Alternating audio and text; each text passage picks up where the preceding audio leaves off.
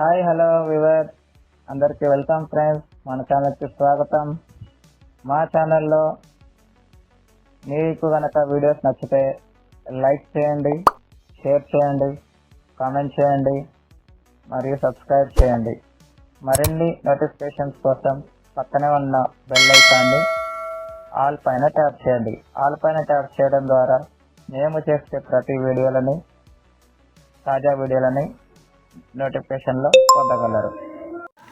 Hi viewers, అందరికీ welcome friends. మన ఛానల్కి స్వాగతం. గైస్, డే 2 చాలా రసవత్తరంగా మారింది.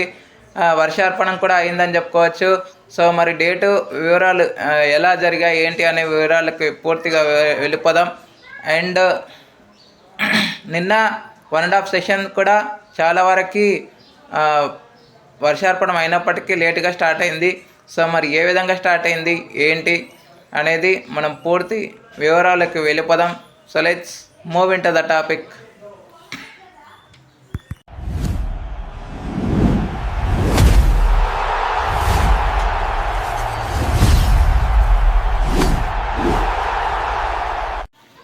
డే 2 288 వద్ద ప్రారంభించిన ఓవర్నైట్ స్కోర్ వద్ద ప్రారంభించిన టీమిండియా సెకండ్ సెషన్ నుంచి స్టార్ట్ అయింది 1.5 సెషన్. ఫస్ట్ సెషన్ అయితే మొత్తం వర్షార్పణమైంది.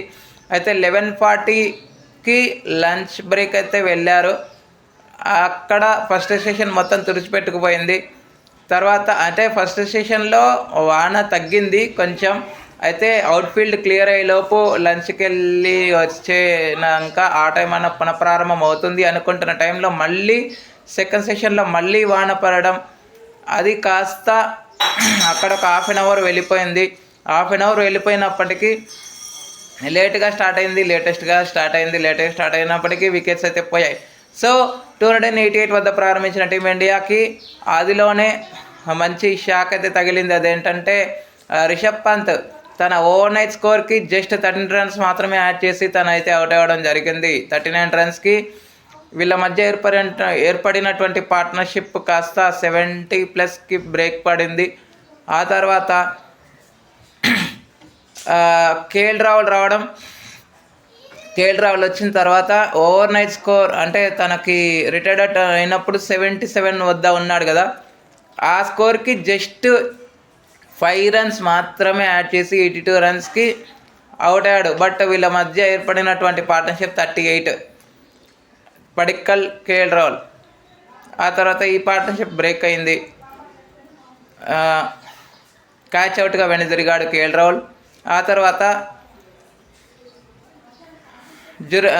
సెట్ అయినటువంటి పడిక్కల్ కూడా జురెల్తో కలిసి అమూల్యమైన పార్ట్నర్షిప్ నెలకొల్పినప్పటికీ పడిక్కల్ 167 రన్స్ చేసి అవుట్ అయ్యాడు. ఓవర్ నైట్ స్కోర్కి జస్ట్ 16 రన్స్ మాత్రమే యాడ్ చేసి అవుట్ అయ్యాడు. అయితే జడేజాతో కొంచెం పార్ట్నర్షిప్ బిల్డ్ చేసే క్రమంలో పడ్డారు టీ బ్రేక్కి. అయితే ఇక్కడ ఒక విషయం ఏంటంటే 80 ఓవర్స్ అయిపోయిన తర్వాత మనందరికీ తెలుసు న్యూ బాల్ తీసుకోవాలి అని. సో అదే తీసుకున్నారు. దాని ఫలితంగా luck favour goes to Sri Lanka. ఎందుకంటే చాలా వరకు రన్స్ తక్కువగా నమోదైనప్పటికీ చాలా వరకు వికెట్స్ అయితే పడిపోవడం మరో విశేషం. ఎందుకంటే ఇటు రన్స్ వస్తాయి, అటు వికెట్స్ కూడా వస్తాయన్న విషయం మనందరికీ తెలుసు. న్యూ బాల్లో హార్డ్గా ఉంటుంది కొంచెం మేబీ, ఎందుకంటే కూల్ కండిషన్స్, ఓవర్కాస్ట్ కండిషన్స్ ఉంటాయి కాబట్టి ఆ కండిషన్స్ ఫేవర్గా చేసుకున్నారు శ్రీలంకన్స్. ఆ తర్వాత 364 వద్ద టీ బ్రేక్కి వెళ్ళారు. టీ బ్రేక్కి వెళ్ళిన తర్వాత నుంచి మళ్ళీ పునఃప్రారంభం మాట. వికెట్స్ అయితే చకచక పడుతూనే వచ్చాయి.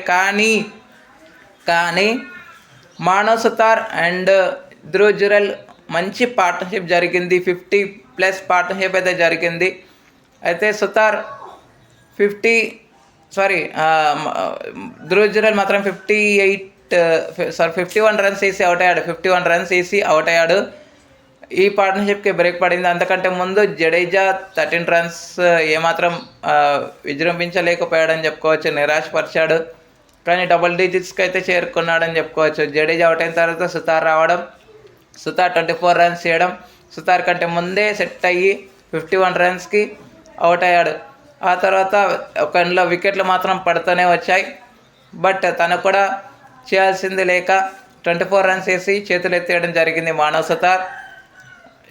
మొహమ్మద్ సిరాజ్ మాత్రం ఒక 6 సహాయంతో 11 రన్స్ అయితే స్కోర్ చేశాడు. 11 రన్స్ అయితే స్కోర్ చేసినప్పటికీ ఇప్పుడు ప్రజెంట్ 460 స్కోర్ అయితే ఉంది. ప్రజెంట్ కుల్దీప్ యాదవ్ 12 రన్స్ పైన ఉన్నాడు. ఆ తర్వాత ప్రసిద్ధ్ కృష్ణ 1 రన్ పైన ఉన్నాడు. ఇక్కడ మేబీ ఒక హాఫ్ అన్ అవర్ అలా ఇలా చేస్తూ పోతే మేబీ 500 ఆశించడం కొంచెం కష్టమే, కానీ 480 మేబీ చేస్తే బాగుంటుంది ఖచ్చితంగా. ఎందుకంటే మన బౌలింగ్ ఒకవేళ వర్కౌట్ అయితే మాత్రం ఫాలో ఆన్ స్కోర్ లోపే ఆల్ అవుట్ చేస్తే చెప్పలేము. లేదు దానికంటే ముందే అంటే లైక్ ఫాలో ఆన్ కంటే తక్కువ స్కోర్ ఏదైతే ఉందో ఆ స్కోర్ లోపు ఏమైనా ఆలోచిస్తే మళ్ళీ సెకండ్ ఇన్నింగ్స్ ఆరంభించాల్సి ఉంటుంది టీమిండియా. మరి చూడాలి. సో ఇకపోతే వికెట్స్ కనుక చూస్తే ప్రభాస్ జయసూర్య 4 వికెట్లు,